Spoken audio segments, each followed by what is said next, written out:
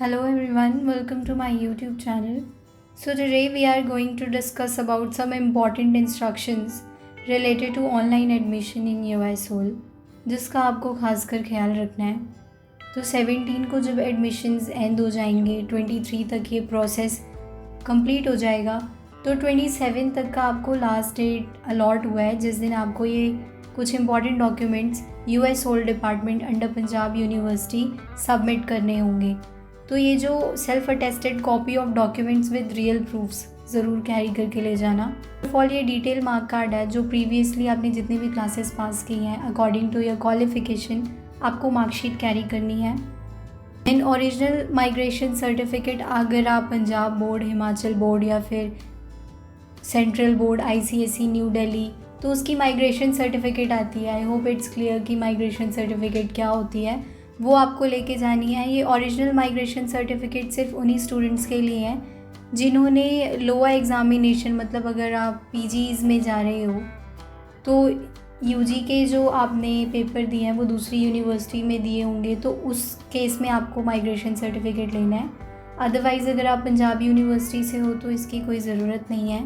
Then character certificate जो आपको school college से अलॉट होते हैं, इसका ध्यान रखना, कैरेक्टर सर्टिफिकेट तो वो मांगते ही हैं। देन रिज़र्व कैटेगरी सर्टिफिकेट, ये तभी है जब आपने किसी रिज़र्व कैटेगरी का वो कॉलम फिल कर रखा है या फिर जितने ऑप्शंस होते हैं आर्मी फोर्स वगैरह से रिलेटेड। तो अगर आप किसी भी कैटेगरी में फॉल कर रहे हो और आपने टिक कर रखा है तो आप क्या करो, वो रिज़र्व कैटेगरी की certification with real proofs you have to carry. Then SC ST certificate, अगर आपको पहले भी स्कॉलरशिप्स मिली है या फ्री शिप अवेल करना चाहते हो, कुछ कंसेशंस होते हैं रिलेटेड टू योर कैटेगरी, तो वो आप क्लेम कर सकते हो एंड क्लेम करना भी चाहिए अगर आपको ये फैसिलिटी मिल रही है तो। Other document in support of claim of fee concession और relaxation of minimum mark of eligibility in case of special category, अगर आप किसी स्पेशल कैटेगरी में भी फॉल करते हो, लाइक ब्लाइंड का होता है, हैंडीकैप्ड होता है, उस केस में भी आपको रियल डॉक्यूमेंटेशन के प्रूफ्स लेके जाने हैं। दीज वर इम्पॉर्टेंट डॉक्यूमेंट्स जो आपको कैरी करने हैं। Apart from it the teaching learning process is very important, कि आपको जो स्टडी मटेरियल है, जो आपको एजुकेशन है, वो किस वे में प्रोवाइड की जाएगी।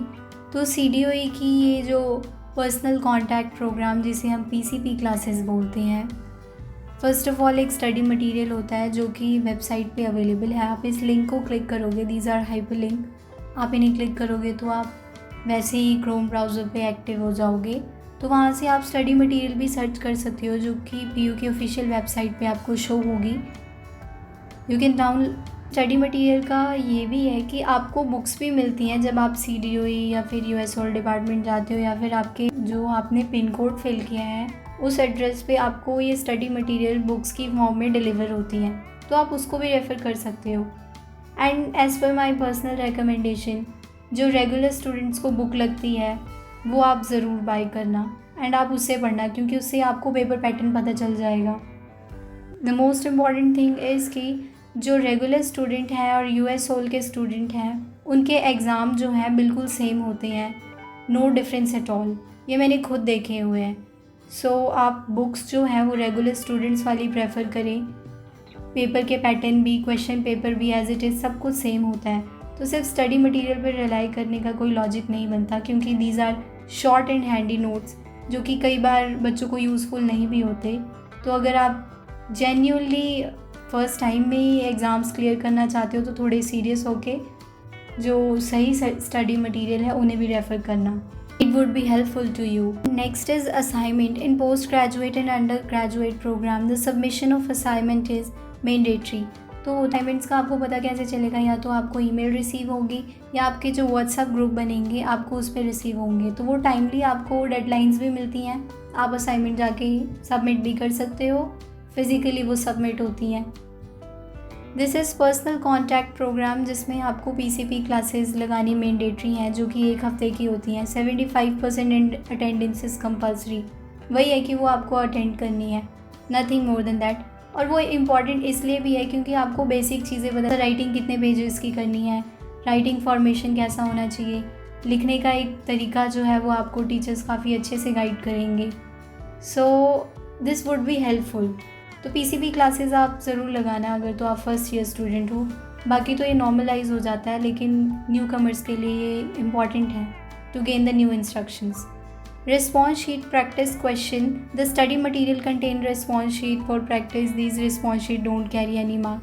तो उसमें यस, जो बुक्स आपको मिलती हैं उसमें पीछे लास्ट में रिस्पॉन्स शीट्स यानी कि प्रैक्टिस क्वेश्चन पेपर्स भी होते हैं, तो आप उसे भी प्रैक्टिस कर सकते हो, या फिर टीचर्स आपको खुद प्रोवाइड करते हैं, आप उसे भी यूज़ कर सकते हो। इम्पॉर्टेंट यही बताया है कि visiting CDOE website for all notice and latest update. तो आप ये विज़िट कर, ऐसा नहीं है कि आप रोज़ विज़िट करें, हफ्ते में आप 1-2 बार इसे देख सकते हैं। It would be helpful. Will meet you next. Thank you for watching. Stay tuned and subscribe to my channel.